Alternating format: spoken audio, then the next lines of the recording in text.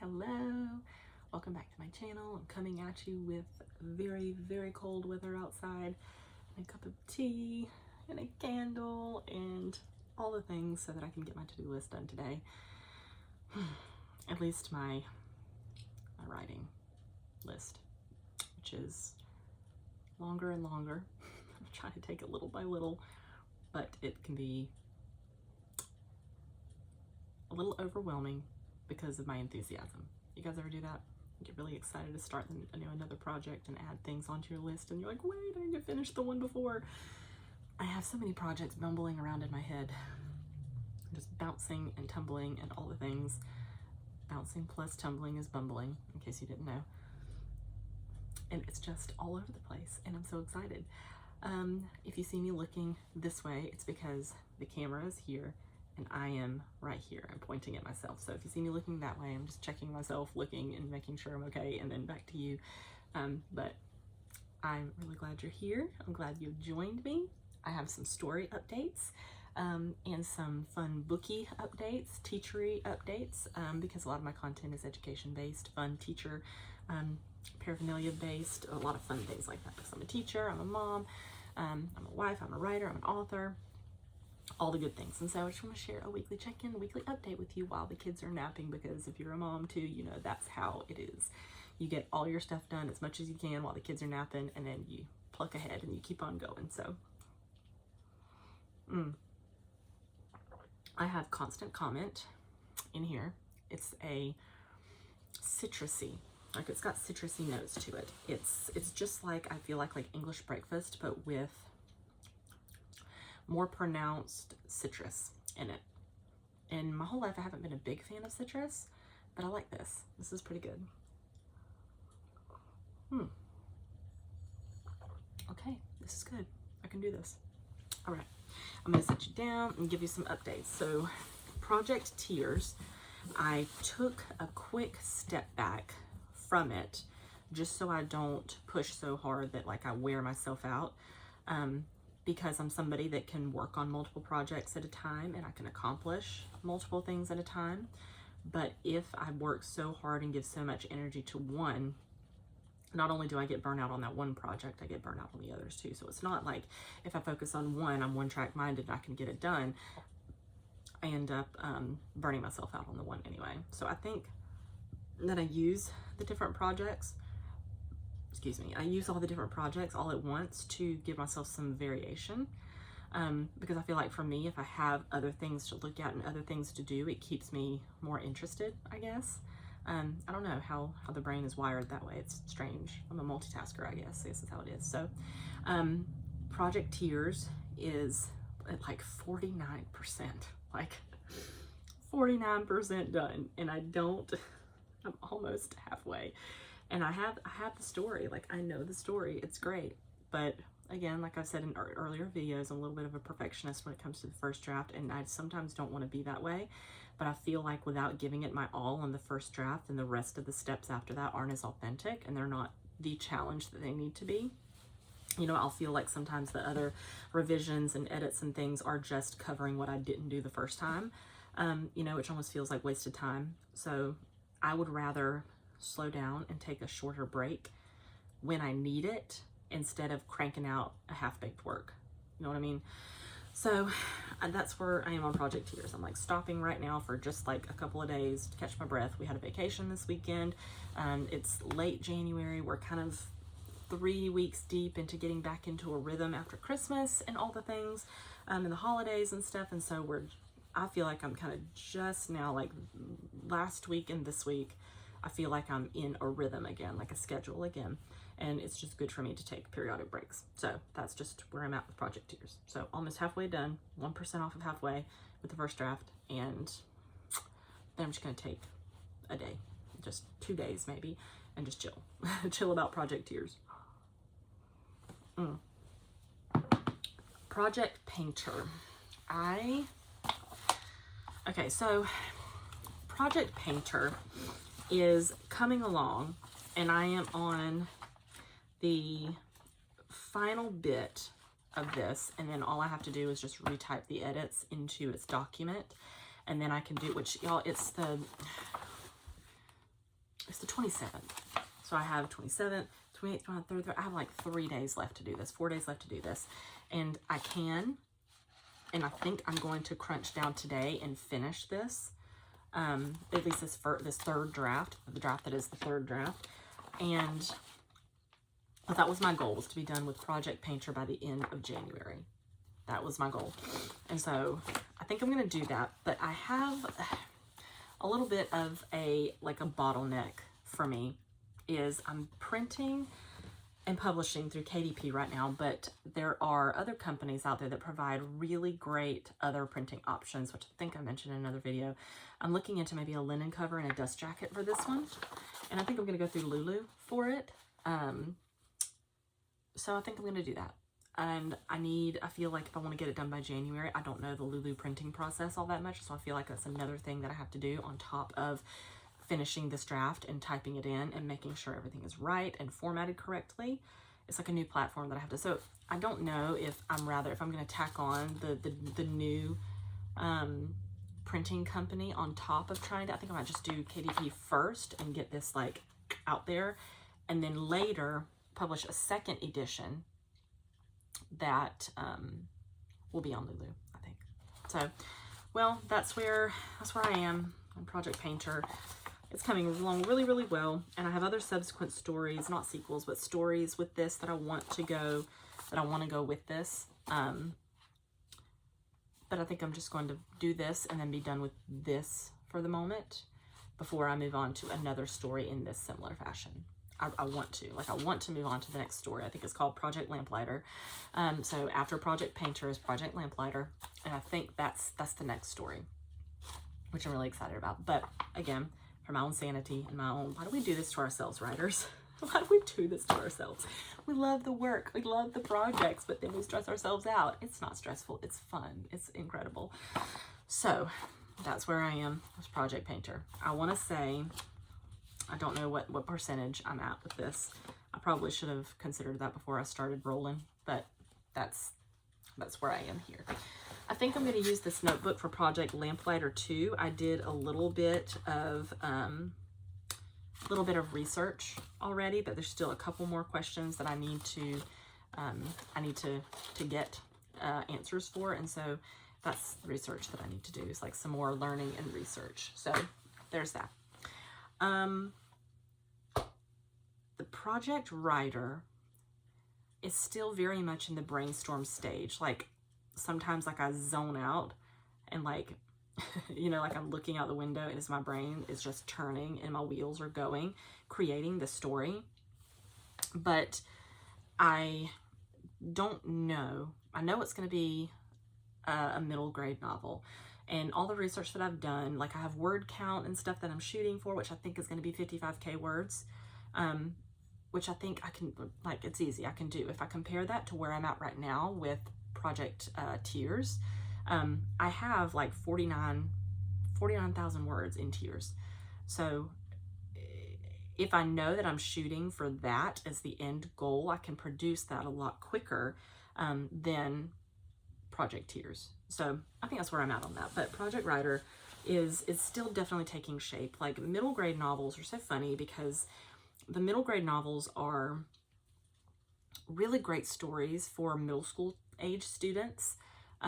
Like middle grade, what defines middle grade is just middle grade being 6th through 8th grade, sometimes late 5th grade, mostly 6th through 8th, middle school age. But the characteristic is that's when kids start to pick out books for themselves, rather than being recommended books by their teachers and their educators. And so when I do Project Painter, in my head, I'm thinking, okay, this is going to be recommended to a kid, you know, a 5th grade or 4th grade kid. So that's what that'll be. But then when I start to think about Project Writer, I think about it as a kid is going to have to pick this. This is going to have to sound appealing to a middle school kid, ages, I don't know, ages what, 12 to 13, whatever, 11 to 13, something like that. So that's kind of where I'm at with that. I know word count, like I said, 55K, I think of what I'm looking for, but the plot and things are still forming and taking shape, and I haven't written very much on paper. I'm playing with names a lot, like I love words and names and things. So again, I don't have much on Project writer, but a lot of it is bouncing around in my head still. So there's that. I want to move on away from writing projects to books, like other books, not writing books, but other books. I talk a lot right now. One of my infatuations at the moment is collecting curriculum that I learned how to read out of. And so if you've watched my other videos, you have seen me talk about the Silver Burdett and Jen's World of Reading, which was a curriculum in the mid to late 80s and then into the early 90s. And my school district used it. When I started school in 1995 is when I started kindergarten. They were still using this curriculum. So it was 10 years deep into this curriculum by the time I started it, and then I continued to use it for a long time, probably well up into middle school. Like, I remember cracking open some of those books in middle school. Now, none of my teachers ever followed the curriculum very specifically, like to the page, but I remember cracking open some of those books well into middle school. So the first book was called All Through the Town. It's so cute and so sweet. The second one is Out Came the Sun, and then the third one is Morning Bells. So if I remember correctly, I think even now that's true to form today, is that most grades go through 2 books a year. So is what I think, is what I'm remembering. So kindergarten in this curriculum had a completely different set of books. It wasn't these. So if I remember, my very beginning of my first grade year, I started All Through the Town. I do remember reading these stories in first grade, All Through the Town. And then second half of the year, we did Out Came the Sun. And so I do remember these books very specifically. And if you would have asked me from memory without holding these books, I would have thought this was first grade as well. And it very well might have been some in first grade. But I just received a couple more hardcover books from this series. And you have level 3, which is called Morning Bells. And then the fourth one, level 3. No, sorry. Okay, this is level 3. And then after it is level 4. Okay, so here was level 3, Morning Bells, and level 4 was called Make-A-Wish. And these might have been the second grade books, I want to say. I think these were second grade. And then third grade, A New Day, and Garden Gates.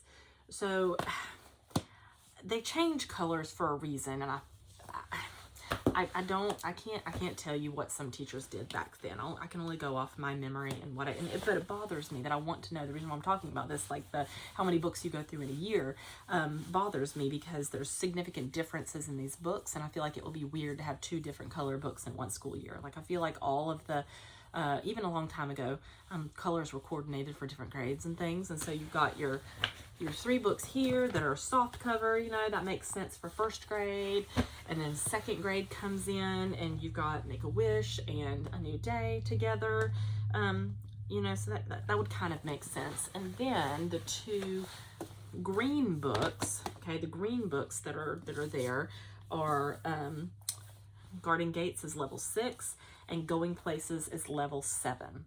So I remember Garden Gates in third grade very much. Going Places, probably third grade as well. So based on my memories, I know that I did these 2 books in third grade. And if that were true, that would mean that I would have had done these both in second grade and these 3 in first grade. And that just baffles me a little bit. I don't know. So I am so excited though to have these books. These are the books that I learned to read out of, that I loved hearing stories from, and partially became a writer because I was so inspired by these.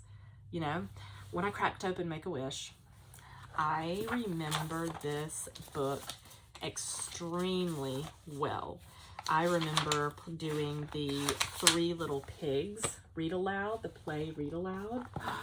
And this book's in such good condition too, except for these. These are a little rough, see the pages are kind of frayed. But these, like, this is in almost perfect condition. It's like one that wasn't used, I guess. Like, it doesn't even have any names, like, in the front. Like, it's never been written in, which is crazy. But I just remember these stories really well. And oh my gosh, this one right here, Polar Bear Leaps. I remember Polar Bear Leaps. Okay, so this was the first part of 2nd grade. I remember this well. But the one that stands out to me that I remember very, very, very well, and I can name multiple stories from memories, is Make-A-Wish. Or no, sorry, A New Day. And this is such a good collection of literature, and I'm going to say it again and again and again until you are tired of hearing me say it, at least while I'm in this era of my life finding these books, is that this is excellent literature. And I miss a time when it mattered to somebody that kids be exposed to great stories and great literature. So I miss that, and I think this is such a good collection. The first story that is so good, Your Friend Little Bear. It's a little bear story. It's so great if you're in the homeschool realm, if you're in the, the unschooling or any of those. These are such gentle stories and great stories for kids. I love these. Even if you're in public school, expose your kids to some of these classic stories. They're just unforgettable and they're so good. I don't know why I'm raving about Little Bear. Mari Sendak, one of my heroes, but such a good story. My husband and I were talking about this the other night, and we were amazed at how practical these questions are. And it's almost like common sense stories and common sense questions are missing from our curriculum. Like, our curriculums are just so advanced, and I think that it's great that kids are being challenged in a way, but sometimes we need to go back to logic and go back to simple answers. So after the story, it's about Little Bear and Emily meeting together one day, and Emily has to go to school, and she's gonna go away to school for a while. And Emily gives Little Bear a pen.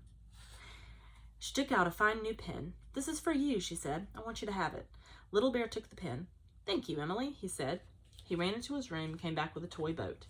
Yada, yada, yada. And then next page, Emily leaves and he cries and he sits with Mother Bear and she says, "My goodness, Little Bear, you'll be going to school too, and you will learn how to write, and then you can write to Emily." And then it has a letter that he wrote to her.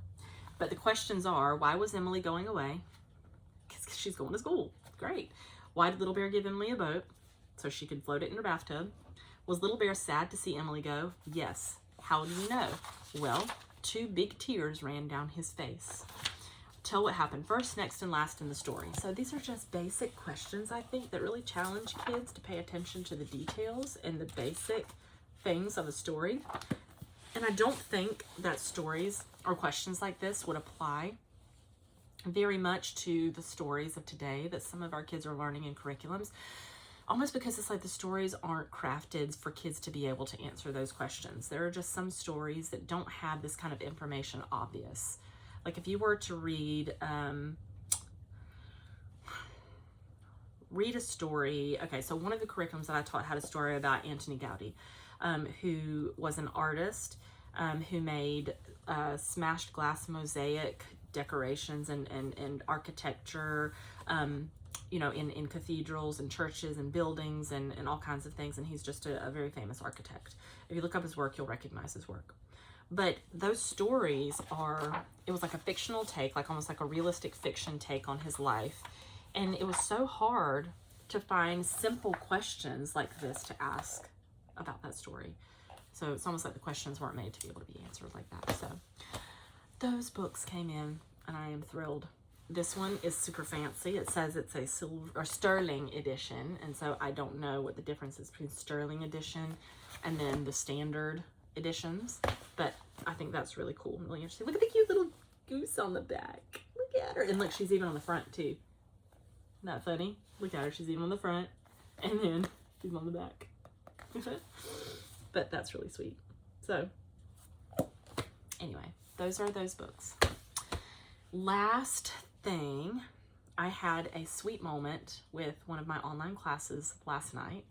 I teach a weekly gathering. It's called a Story Spinner, Drawing and Story Spinner Club, where we spin some spinners with different elements of a drawing or different elements of a fantasy story, and we get pieced together a different prompt, and kids have to write a story based on the random prompts that they're given. But I have 2 students in my class who really vibe really, really well And it's so fun hearing them talk about how they love Hamilton and they love Epic and they love, you know, all these other theater and plays, and just hearing them talk and get along really, really well is super enriching and super great. But I am going to be making sure I revamp my online classes for that really soon, because summer is coming along, and summer is my busiest online class time. I know it's only January, but you really have to think ahead for these kinds of things. I'll post some education videos or education links down below. So if you want to, if you have a learner around the age of 13, 14, 15, 16 who you think would like this club, we meet on Monday nights at 5:30. I'll list the link to the class below.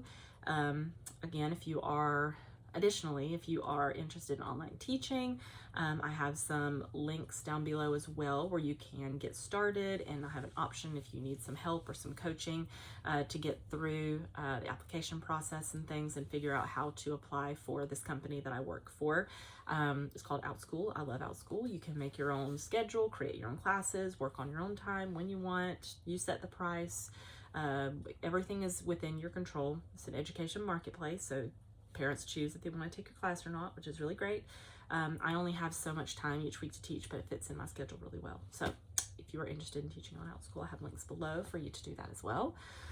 And I think that's all that I have for you today. I think after this, I'm going to pick up Project Painter and finish that out. I think it's my goal this afternoon to finish. I think I'm gonna make, okay, so I'm a mom, I'm a wife, like I love homemaking things. I think I'm gonna make cabbage tonight with a couple of other side dishes. I have some polskie kielbasa. I think I might cut it up and put some sausage, some meats in it, and cook cabbage. That sounds really yummy. I feel like I should cook black-eyed peas with it too, and some kind of like rice. Maybe. That sounds good, doesn't it? Anyway, I think I'm gonna go. I've been pondering doing a series of read-alouds on this channel with stories because I love these stories so much. So I've been pondering doing read-alouds, and I think I might start doing that in addition to these types of videos. But right now the priority is sitting down every so often, giving you updates and things on writing. So website coming soon. I'm putting up some finishing touches on it, which is really exciting. But website coming soon. And I think that's all that I have for you today. So thank you for joining me. I'm glad you're here. Stay warm if you're in the middle of the storm. And I hope that you have a wonderful, wonderful week. Bye-bye.